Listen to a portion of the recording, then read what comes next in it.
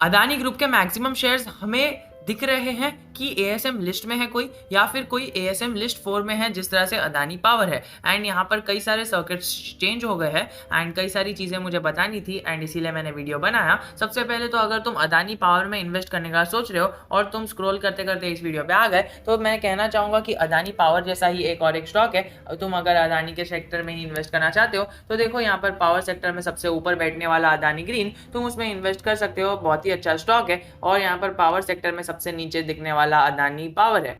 Tata power से भी बड़ा, अदानी ट्रांसमिशन से भी बड़ा और पावर ग्रिड कॉर्पोरेशन से भी बड़ा शेयर है अदानी ग्रीन। तो तुम उसमें अपना इन्वेस्टमेंट करके अच्छा खासा ग्रोथ देख सकते हो, क्योंकि यहाँ पर फ्रेश एंट्री लेने का कोई सही टाइम नहीं है। अगर तुम्हें फ्री भी फ्रेश एंट्री लेनी है तो यहाँ पर तुम हमारे कॉल का वेट कर सकते हो, only because now this is not a right time to invest in it. यहाँ पर तुम देखोगे पूरा 6 महीने से स्टॉक में नेगेटिव मोमेंट आना चालू हुआ है।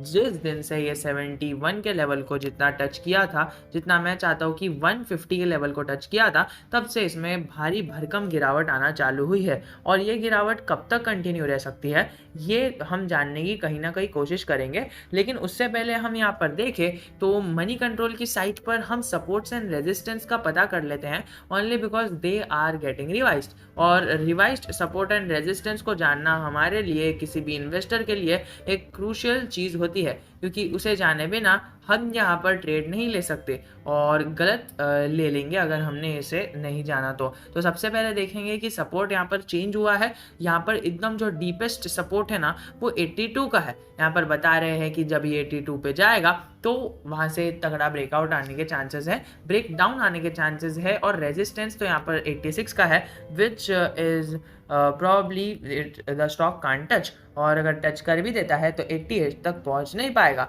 बट तुमने तो सपोर्ट देख लिया कि 82 का सपोर्ट है, तो अभी स्टॉक किधर चल रहा है भाई, और हमें क्या करना चाहिए? अभी फिलहाल यहाँ पर दिख रहा है मंडे के दिन 83 के यहाँ पर टारगेट्स दिख रहे हैं कि 83 पे क्लोजिंग दी है और एक बेरिश एनगल्फिंग पैटर्न फॉर्म होता हुआ दिखा है, जिसका असर तुम्हें आज के मार्केट में भी देखने मिल रहा होगा। यहाँ पर फुल्ली बेरिश एनगल्फिंग पैटर्न दिख रहा है। वैसे हमें दिखता है कि पीई रेशियो बहुत ही सस्ता है, but still the stock is going down because of its bearish trend. तुम देखोगे तो बीच में एक बार रिकवरी आई थी, उसके बाद से कभी नहीं आई है और उसको रिकवरी नहीं माना जाएगा, इसको एक बेरिश ट्रेंड ही माना जाएगा। तो तुम देखोगे कि कितना अच्छा बेरिश ट्रेंड फॉर्म होता हुआ दिख रहा है। तो हमें क्या करना चाहिए? जो लॉन्ग टर्म के लिए इन्वेस्टेड है उसको लॉन्ग टर्म का नज़रिया रखना पड़ेगा, क्योंकि स्टेज 4 में जब आ गई है कंपनी तो स्टेज 4 में लॉन्ग टर्म के बाद ही निकलती है। ऐसा नहीं कि अभी आ गई अगले हफ्ते निकल गई। It will take a long time to get away from ASM list 4। तो जैसे कि इसका नाम ही है ASM long term list stage 4, तो लॉन्ग टर्म लगेगा ही। बट तुम रिजल्ट देखो तो if I am not wrong 5 अगस्त को रिजल्ट्स आए और देखने मिला कि कंसोलिडेटेड नेट प्रॉफिट जो है वो 280 करोड़ के आसपास का है जून 2021 में। और यहाँ पर जो हाईली रेवेन्यू है वो back of the higher revenue से आया है। द कंपनी ने यहाँ पर कंसोलिडेटरी लॉस डिक्लेयर किया था जून 30 में 2020 में बीएससी के अंदर, और यहाँ पर दिखा है कि टोटल इनकम इतने से बढ़ी है। अब ये सारी चीज़ें दिखा के मैं तुम्हें पकाऊंगा नहीं, बट एक सीधा क्लियर चीज़ बताऊंगा कि रिजल्ट ऐसे आने के बाद भी स्टॉक क्यों गिर रहा है, ओनली बिकॉज यहाँ पर एएसएम लिस्ट 4 में दिख रहा है स्टॉक। और अभी पावर सेक्टर का हाल अभी थोड़ा ठीक नहीं चल रहा है, क्योंकि ये एक शॉर्ट टर्म पेन है। पावर सेक्टर में अभी एकदम से उछाल देखने नहीं मिलेगा। जिस तरह से हम सारे सेक्टर के स्टॉक को देखते हैं, इतना बड़ा कोई उछाल हमें देखने को नहीं मिलता है। कभी स्टॉक ऊपर जाता है तो कभी स्टॉक नीचे आता है। तुम पावर सेक्टर का कोई भी स्टॉक उठा लो, maximum of the stocks you will get कि वो कभी ऊपर जाते हैं तो कभी नीचे आते हैं। तो ऐसा क्यों हो रहा है कि यहाँ पर सारी चीज़ें जब इलेक्ट्रिक व्हीकल हो जाएगी तब जाके पावर सेक्टर की असली अहमियत हमें पता चलेगी और तब जाके स्टॉक में बाउंस बैक आएगा। बट तब तक हमें इसमें वेट करना पड़ेगा। एंड हमने यहाँ पर सारे लेवल्स देख लिए। अगर तुम्हें इसमें इन्वेस्ट अभी भी करना है तो तुम थोड़ा वेट कर सकते हो, बट स्टिल अगर तुम्हें अभी से इन्वेस्टमेंट करना है तो तुम यहाँ पर थोड़ा थोड़ा करके अपने और प्रॉफिट को, अपने कैपिटल को डाइवर्सिफाई कर सकते हो and then divide and buy policy का अपना सकते हो। यानी पहले अपने कैपिटल को डिवाइड कर लो अपने अपने हिस्से में और उतना हिस्सा एक दिन में इन्वेस्ट करो या फिर एक हफ्ते में इन्वेस्ट करो and then gradually you will see the results. Because lump sum profit और लमसम कैपिटल लगाने से तुम्हें अभी लॉन्ग शॉर्ट टर्म में नुकसान ही होगा। भले ही लॉन्ग टर्म में तुम्हें प्रॉफिट हो, बट वो प्रॉफिट का क्या फ़ायदा जब हमें नेगेटिव ट्रेंड दिख रहा है। बट स्टिल अगर तुम्हें 10 से 20 साल का नज़रिया रख के चलना है, so you can gradually by the stock. हमें दिख रहा है कि किस तरह से क्वार्टर ऑन क्वार्टर अच्छी मूवमेंट आई है, बट स्टिल जिस तरह से हमें सितंबर क्वार्टर से नेगेटिव ट्रेंड में दिख रहा था, तो मार्च क्वार्टर से जुलाई क्वार्टर में इंप्रूवमेंट आई है, but still the stock is moving down. तो इसका सीधा सा रीज़न है कि अभी यहाँ पर जो ASM लिस्ट 4 में है उसकी वजह से हमें यहाँ पर एक्सपेक्टेड था कि रिज़ल्ट ख़राब आएगा, पर रिज़ल्ट यहाँ पर फ्लैट भी नहीं आया, अच्छा आया। 300 करोड़ से 500 करोड़ हो गया, जो यहाँ पर 200 करोड़ का अपवर्ड मूवमेंट दिखाता है, जो बहुत ही अच्छी बात है किसी भी स्टॉक के लिए।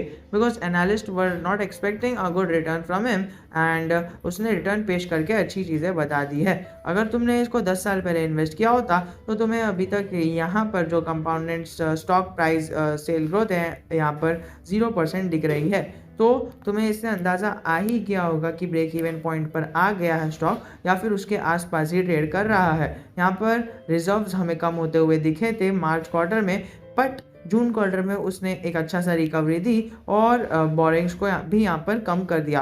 तो ये सारी चीज़ें स्टॉक मार्केट में होते हुए दिख रही है। अभी बोलने का एंडिंग क्या, सबसे पहले तो हमने टारगेट्स देख लिए, तो वो टारगेट्स को हमें लेके चलना है कि टारगेट्स और सपोर्ट्स रिवाइज हो गए हैं, तो वो सारी चीज़ों को लेके चलना है। हमने पिछली बार जो वीडियो बनाया था उसमें टारगेट और सपोर्ट अलग थे, बट स्टिल अभी और गिरावट हो चुकी है एंड दैट इज़ वाई हमें ये वीडियो बनाना पड़ रहा है, बिकॉज टारगेट्स और लेवल्स रिवाइज हो चुके हैं। और कई सारी चीज़ें जो है इसके अंदर वो ये बता रही है कि 19% पीपल लोग हैं ना यहाँ पर सेल के लिए आ गए हैं। पिछली बार हमने देखा था तो सिर्फ 9% लोग थे और अभी 19% सेल का ऑर्डर दे रहे हैं। तो यहाँ पर नेगेटिव मोमेंट के साथ साथ ASM लिस्ट का प्रभाव भी हमें देखने को मिल रहा है। वो जो रिजल्ट आया था वो किधर और ही चले गया है। तो ये सारे लेवल्स तुम रख सकते हो अपने रडार पे। और सेकेंडली फ्रेश एंट्री मत करना, अगर तुम्हारे पास पहले से शेयर है तो यहाँ पर पैनिक सेल मत कर देना, बिकॉज कई सारे लोग पैनिक सेल कर देते हैं। इतनी मतलब सीधी शार्प गिरावट दिख रही है ना, एंड दैट इज़ वाई